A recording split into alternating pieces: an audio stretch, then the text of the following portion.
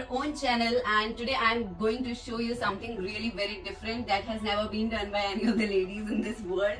So here are some of the bats. You can see all these 3 are ready to play bats and these 4 are not ready to play bats. We have to make them ready to play bats by doing the process of oiling. First of all, why is it required, and what are the steps to do it, what should be the techniques to do it. Let's discuss this. So now let's discuss why should we use oiling process on our bats, so that the moisture can be retained in these bats. If the bat is new, there are some people who would say that you should not prefer doing this, but I would suggest you should, so that it can go long lasting in your cricket game.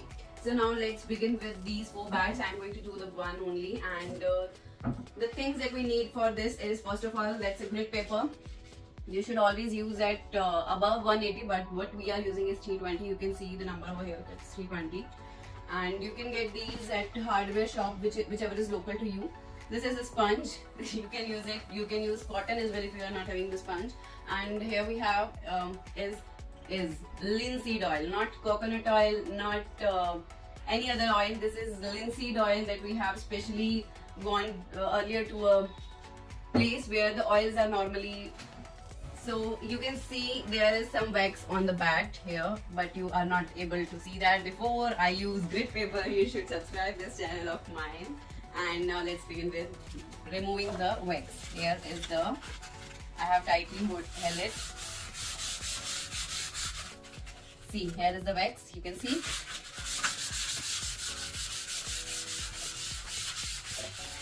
And if you can see some of the dust particles over this place, you can, I believe, can see. And you need not do this where the sticker is placed. There is no need to remove the sticker, because the playing area that you normally get is here only.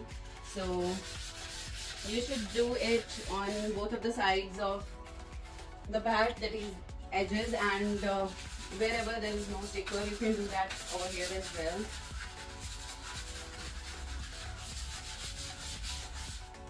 Now here you can see the dust particles over here that I have done. You can see that, right? So now I'm going to use a dusting cloth so that it can be neatly cleaned and all the dust can be removed from here. Not only from the bat but also from the table.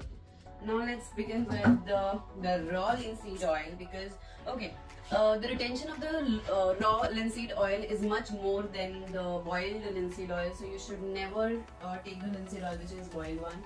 If you are going to do that on your own, you can go to the place wherever the oils are normally extracted, that is in the raw form, and you can get the best of the best oil from there only. And if not there, you can order that from home.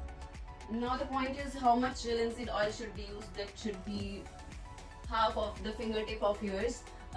Fine. So here is the oil, and that's enough for both of the sides.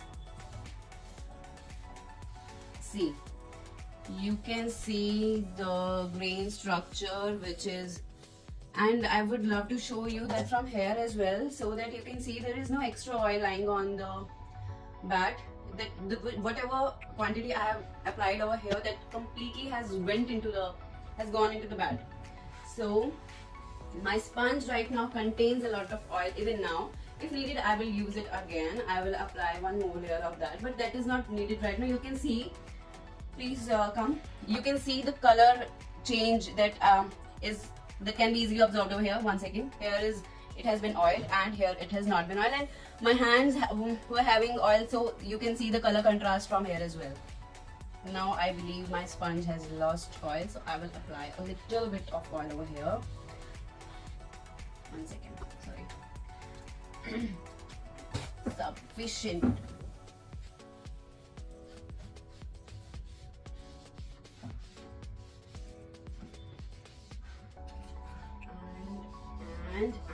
And you can see the color change. You can see everything is done now, and also you can see there is no extra oil on the bat. Whatever I applied, it has completely went into the oil bat, and my hands are having oil now. So now the process of oiling is done, but how we should check whether the bat is oiled or not after 8 hours. First of all, I am not going to place it in the vertical position. I will be going to place it in the horizontal position so that the oil that I have applied can go directly into the bat and the moisture can be retained. This was our basic motive. And so now the process of checking whether the bat is oiled or not is using a fingertip. You can push your fingertip over here very hardly and you can drag it over here, and if the oil is coming out, that means it has not gone into the bat right now. And this process should be done after 8 hours, because right now I have done so that a very thin layer is still up. After 8 hours it will be completely into your bat, so you will come to know about this thing later. And if you have liked the video, please share it with your friends and family members who are cricket lovers and normally go into the cricket matches. So till the time next video comes, bye bye.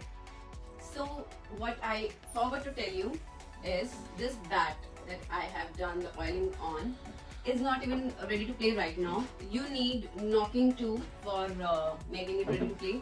This one, and this one, these three are ready to play bats because these three have been oiled and knocked properly in the manner they should have been done.